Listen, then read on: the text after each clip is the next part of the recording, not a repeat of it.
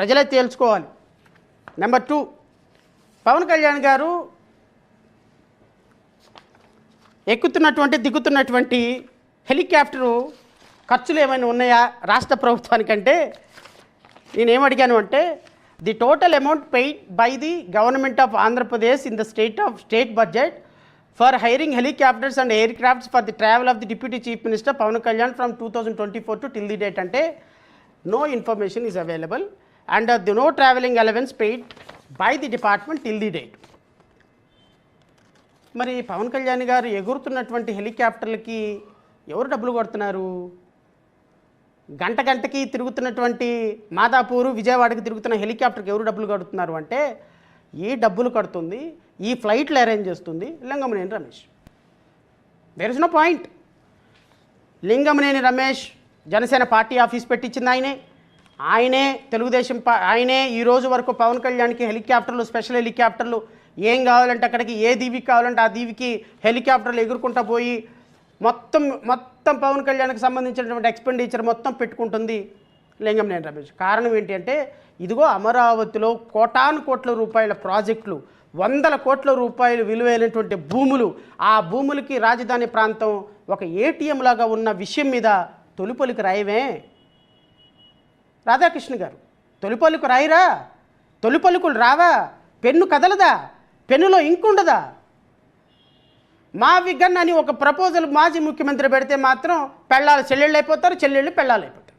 పెళ్ళాలకి మళ్ళీ పెళ్ళిళ్ళు చేస్తారు, చెల్లిగా ఆమెకి పిలిచి శ్రీమంతం చేసి పంపిస్తారు. సిగ్గుండాలి మాట్లాడటానికి.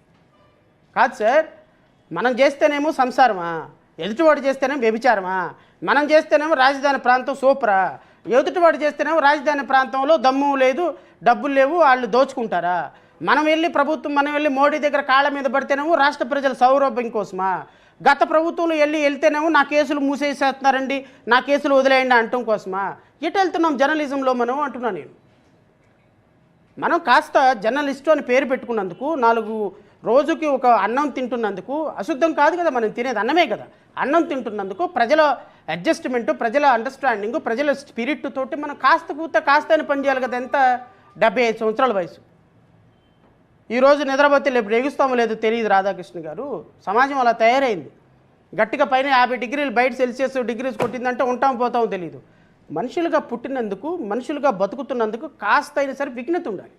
అరే పలానోడు పోయాడరా రేపంటే అబ్బా ఎంతో కొంత పని చేశాడరా సమాజానికి అనిపించుకోవాలి. కానీ ఇదేమీ జర్నలిజం, ఇదేమీ ఆలోచన, ఇదేమీ బురద జల్లటం? ప్రజల కోసం పనిచేస్తున్నటువంటి మనం, ప్రజల కోసమే బతుకుతున్నాం అనుకున్నటువంటి మనం కాస్తైనా వాస్తవాలు మాట్లాడకపోతే పర్లేదు, ఎదుటి వ్యక్తుల మీద బురద జల్లేటప్పుడైనా సరే కాస్త ఆలోచించుకొని బురద జల్లండి.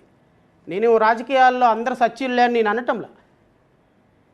ఒక పాలసీగా, ఒక ప్రభుత్వం ఒక పాలసీగా ఆయన గత ప్రభుత్వంలో 5 ఏళ్ళు ముఖ్యమంత్రిగా పనిచేసినాడు, ఒక నిర్ణయం తీసుకున్నాడు. అది అపోజ్ చేసేటువంటి హక్కు every citizen will have a right to oppose, but not in this way.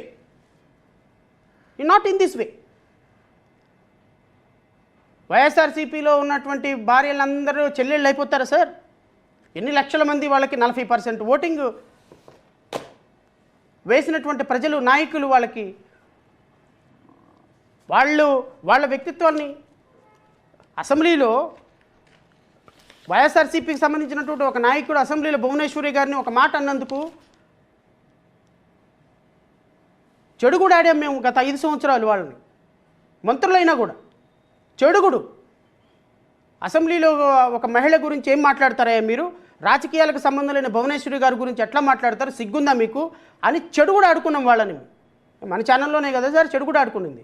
మరి మీరు మాట్లాడే భాష, మీరు మాట్లాడే ఇళ్లలోకి సంబంధం లేని, రాజకీయాలతో సంబంధం లేని ఆడపిల్లల్ని, రాజకీయాలతో సంబంధం లేని మహిళా తల్లుల్ని, రాజకీయాలకు సంబంధం లేని ఇంట్లో కూర్చునేటటువంటి భార్యలు చెల్లెళ్ళని చేసేస్తే, చెల్లెళ్ళకి చేసి చెల్లెళ్ళకి మళ్ళీ పెళ్లి చేసేస్తే, ఆ పెళ్లి చేసి మళ్ళీ శ్రీమంతం చేసేసే స్థాయికి మీ రాజకీయం, మీ యొక్క జర్నలిజం దిగజారింది అంటే ఇంతకంటే ఇంకా దుర్మార్గకరమైనటువంటి విషయం ఇంకేమైనా ఉన్నదా? ఒకసారి ఆలోచించుకోమని చెప్తాను. మీడియా పనిచేయాలి. మీడియా బ్రోకరిజం చేయకూడదు. మళ్ళీ చెప్తున్నా, బ్రోకరిజం అంటే తప్పుడు సంకేతాలు వద్దు. డబ్బులు తీసుకొని మీరు ఏ ఎజెండా ప్రమోట్ చేయమంటే ఆ ఎజెండాను ప్రమోట్ చేసేటువంటి బ్రోకరిజం ఉండకూడదు. ఆ బ్రోకరిజం ఉంటే ఇదిగో ఇట్లా తయారవుతాయి వ్యవస్థలు. మనం ముంచాలనుకున్న ప్రభుత్వాన్ని ముంచుతాం, తెంచాలనుకున్న ప్రభుత్వాన్ని తెంచుతాం, చేయాలనుకున్నటువంటి ప్రభుత్వాన్ని తీసుకొస్తాం. అల్టిమేట్గా నష్టపోయేది ఎవరు? రాష్ట్ర ప్రజలు. రాష్ట్ర ప్రజలే నష్టపోయేది. ఈరోజు గత 5 సంవత్సరాల్లో రాష్ట్ర ప్రభుత్వం మీద మీరు చిమ్మినటువంటి విషయం, మేము చిమ్మినటువంటి విషయం, ప్రభుత్వం మారింది. కానీ ఏం జరుగుతుంది? ప్రభుత్వం మారి ఏం జరుగుతుందో ప్రజలకు మంచి జరుగుతుందా? ప్రభుత్వం మారి ఎవరి జేబులు నింపుతున్నాయి అంటే నారా లోకేష్ జేబులు నిండుతున్నాయి, చంద్రబాబు నాయుడు జేబులు నిండుతున్నాయి, పవన్ కళ్యాణ్ జేబులు నిండుతున్నాయి. నిరుపేదలు ఇంకా పేదలు అవుతున్నారు. 3 పూట్ల తినేవాడు 2 పూట్లకు వచ్చాడు, 2 పూట్ల నుంచి 1 పూటకు వచ్చాడు. ఈరోజు పండించిన పంట, పత్తికి పండించిన పంటకి మద్దతు ధర లేక, ఉద్యోగాలు లేక, జీవన ప్రమాణాలు లేక, ఇంకా జీతాలు పెరిగిన జీతాలు తగ్గిపోయి, ఆరోగ్యశ్రీ అటకెక్కి, ఇక్కడ ఉన్నటువంటి పెన్షన్లు రాక, స్కాలర్షిప్లు రాక, ఫీజు రీఎంబర్స్మెంట్ రాక, రోడ్లెక్కి అన్నమో రామచంద్ర నడిచే ప్రతిరోజు ఇక్కడ చూసుకుంటే ధర్నా చౌక్లో కొన్ని వేల మంది డాక్టర్ల దగ్గర నుంచి, క్లాస్ 4 ఎంప్లాయీస్ దగ్గర నుంచి, క్లాస్ 2 ఎంప్లాయీస్ దగ్గర నుంచి, మున్సిపల్ వర్కర్ల దగ్గర నుంచి, హెల్త్ వర్కర్ల దగ్గర నుంచి, ఆశా వర్కర్ల దగ్గర నుంచి, టీచర్ల దగ్గర నుంచి, పోలీసుల దగ్గర నుంచి రాని వర్గం ఏది, బాధపడని వర్గం ఏంది? ఇలాంటి ప్రభుత్వాలను తీసుకొచ్చి నెత్తి మీద పెట్టుకున్నందుకు 5.5 కోట్ల మంది ప్రజలు అనుభవిస్తున్నారు. మళ్ళీ ఈ ప్రభుత్వాన్ని మీరు మొయ్యాలి అనుకుంటే, ఇలాంటి ప్రభుత్వం ప్రజల నుంచి మళ్ళీ ప్రభుత్వాన్ని మొయ్యాలి అనుకునేటువంటి మీ ఆలోచన వల్ల ఏం లాభం జరుగుద్ది? కాబట్టి నేను విఘ్నులైనటువంటి రాష్ట్ర ప్రజలను కోరేది ఏంటి అంటే, ఇలాంటి తప్పుడు వార్తల వల్ల, ఇలాంటి దుర్మార్గ ప్రాతల వల్ల, ఇలాంటి ఎందుకు మాట్లాడుతున్నామో ఎందుకు రాస్తున్నామో తెలియని ఒక వివేకం లేని మాటల వల్ల నష్టపోయేది తెలుగుదేశం పార్టీయే. నష్టపోయేది తెలుగుదేశం పార్టీయే. అల్టిమేట్గా ప్రజలు అనేవాళ్ళు న్యాయ నిర్ణేతలు, వాళ్ళు తేల్చుకుంటారు. అమరావతికి మేమెవరూ వ్యతిరేకం కాదు. అలాగని మీరు కోట్ల రూపాయలు దోపిడీ చేసి అమరావతిని నాశనం చేస్తుంటే ఊరుకోవాలా? చెప్పండి సార్. అమరావతిని బతికించుకున్నాం మేము.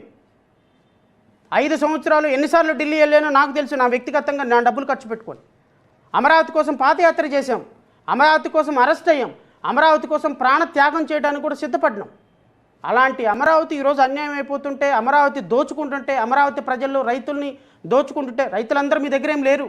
నేను అక్కడ చూసా, ఎవరెవరైతే అమరావతి రైతులు ఉద్యమాలు చేశారో వాళ్ళే ఉన్నారు అక్కడ. ఇండిపెండెంట్ రైతులు ఎవ్వరు లేరు. అమరావతిలో 74% రైతులు బిలో 2 ఏకర్స్ ఇచ్చినటువంటి ఎస్సీ, ఎస్టీ, బీసీ, మైనార్టీ రైతులు. వాళ్ళకి అన్యాయం జరుగుతుంటే మాట్లాడొద్దా సార్? మేము కేవలం మీరు మోతపరి రైతులు మాత్రమే రైతులు అనుకుంటే ఎట్లా? 34,700 ఎకరాల్లో 4,000, 6,000 ఎకరాలు, 2 ఎకరాలు పైబడిన వాళ్ళు ఉన్నారు. మిగతా 28,000 ఎకరాలు బిలో 2 ఏకర్స్ ఉన్నటువంటి సామాన్యమైనటువంటి రైతులు, ఎస్సీ, ఎస్టీ, బీసీ, మైనార్టీ రైతులు. వాళ్ళ కోసం మేము ఫైట్ చేయొద్దా? వాళ్ళకి డెవలప్డ్ కాన్స్టిట్యూటెడ్ ఫ్లాట్స్ ఇవ్వద్దా? వాళ్ళ భూమికి వాళ్ళు రేటు తెచ్చుకోవద్దా? తొలి పలుకులు వీటి మీద రాయండి. తొలి పలుకులు అంటున్నా నేను. తొలి పలుకులు వీటి మీద రాస్తే ప్రజలకు ఉపయోగం. ప్రభుత్వాలు భయపడతాయి. చూసేవా రాధాకృష్ణ గారు లాంటి వాళ్ళు మమ్మల్ని ముళ్ళకర్ర పట్టుకొని పని చేపిస్తున్నారు. ఇదిగో మేము ఏదైనా తప్పు చేస్తే నీకెవడైనా డబ్బులు ఇవ్వకపోతే ఒక 25 కోట్లో 20 కోట్లో తెల్లారిపాటికి మంత్రి రాసలీలలో వేస్తాం. ఎవరైనా ఎమ్మెల్యే డబ్బులు ఇవ్వకపోతే ఎమ్మెల్యే నియోజకవర్గంలో అక్రమ మద్యం, విచ్చలవిడిగా మైనింగ్, స్కానింగ్. ఎవరైనా డబ్బులు ఇస్తే ఆగిపోద్ది, డబ్బులు ఇవ్వకపోతే బతుకుతుంది. దాన్ని ఏమంటాం మనం? మరి మంత్రుల మీద, ఎమ్మెల్యేల మీద రాసింది వాళ్ళ మీద యాక్షన్ తీసుకునేదాకా మీరు కంటిన్యూ చేయాలి కదా. మధ్యలో ఎందుకు ఆగిపోతున్నారు అంటే ఇన్ బిట్వీన్ సెటిల్ అవుతుంది. మా మిత్రుడు వంశీ చేమకుర్తిలో సెటిల్ చేసుకున్నారు కదా, అట్లాగే సెటిల్ అయిపోద్ది. ఎందుకు తర్వాత కంటిన్యూ అవ్వలే? ఎవరు ఎంతకు సెటిల్ చేశారు, ఎవరికి డబ్బులు ఇచ్చారో అందరికీ తెలుసు అక్కడ చేమకుర్తిలో. కాబట్టి ఇలాంటి జర్నలిజం పట్ల ప్రజలు అప్రమత్తంగా ఉండాలి. ఆ ఛానల్లో వచ్చింది నిజంగా మేము మాట్లాడాం, మేము వాస్తవాలు మాట్లాడాం.